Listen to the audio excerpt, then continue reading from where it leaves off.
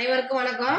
இன்னைக்கு நமக்கு இரவு உணவு கொடுக்குறவங்க பிரியா டெக்ஸ் அப்படிங்கிறவங்க பாலச்சந்திரன் ரஞ்சிதம் அவங்களோட குழந்தை அகிலாண்டேஸ்வரி அப்படிங்கிறவங்க இறந்து இந்த வருஷம் 32 வருஷம் முடிஞ்சிருச்சு.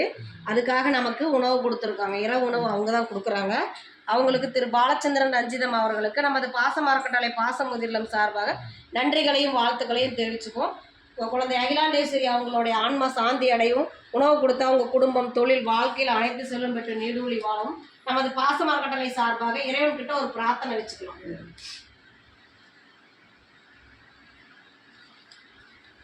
உணவு கொடுக்குற திரு பாலச்சந்திரன் ரஞ்சிதம் அவர்களுக்கு மீண்டும் ஒரு முறை நன்றிகளையும் வாழ்த்துக்களையும் தெரிவிச்சுக்குவோம். இந்த நேரத்தில் திரு பாலச்சந்திரன் ரஞ்சிதம் தம்பதிகளுக்கு நாம் ஒரு கோரிக்கை வைக்க போகிறோம். என்னென்னு கேட்டிங்கன்னா, நமது பாசமரக்கட்டளை பாச முதியோர் இல்லம் 2 வருஷமாக வாடகடத்தில் இயக்கிட்டு இருக்கோம்.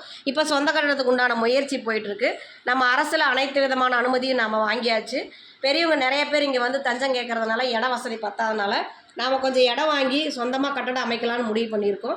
அதுக்கு தங்களால் முடிஞ்ச உதவியை செஞ்சு தருமாறு நாங்கள் இந்த நேரத்தில் கேட்டுக்கிறோம்.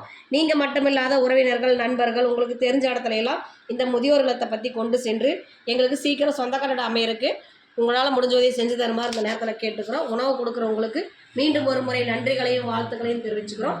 வாழ்க வளத்துடன்.